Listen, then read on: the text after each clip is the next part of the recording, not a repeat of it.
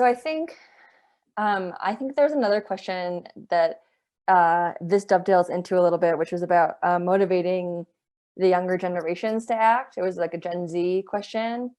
Um, I think there's a lot of overlap here. So because the social justice movements that have been um, happening over the last year, a lot of that is led by our nation's youth. And a lot of that is, so we've got a lot of momentum for that from our younger generations. And I think we have to think about, okay, what are the ways to um, communicate with these generations in specific?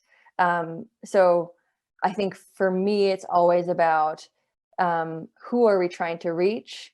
What is their problem, or what do we need to communicate to them? And then like, what's the best avenue for communication? I think, right now there's a tremendous opportunity for many non-for-profit organizations to um, ground themselves in what's happening currently.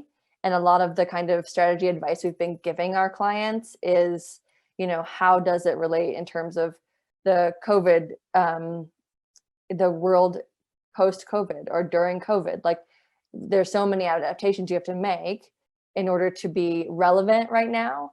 And the same goes for, I mean, not all of the non-for-profits have like a social justice element, but those that do need to be cognizant of this like larger thing happening in the world, and especially in America, in order to feel relevant to whoever they're talking to.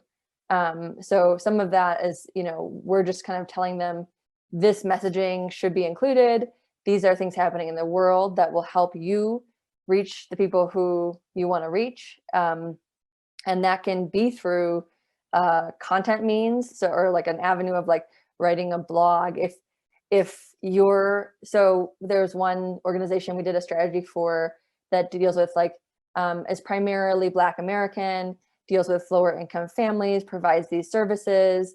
And a lot of what was happening at the time, I think, was there were a lot of protests in their area, and there were like just several other things happening that they needed to feel like in order to be significant and relevant to their community members, they needed to speak to these issues. So we kind of gave them advice for how to do that in blog form, advice for how to do that if you wanted to hold an event. And, it's like, if it's adults you're speaking to versus kids. So it might be like you would be putting out some of the messaging on Instagram, or you might be putting, like, where is the medium? What medium do you need to use with that message to reach who you want to reach in order to inspire action? A lot of times I think we rely on the particular non-for-profit that we're working with to help us with that. I mean, because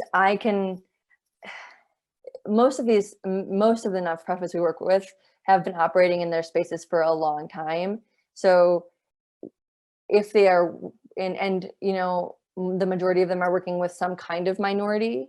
And so for us, I think, or for me, it's really important to get that information directly from them, to truly understand, who are the people they serve, what are the problems these people are having, what are the services that they're providing, and what has the impact been, and then what are the challenges with that too.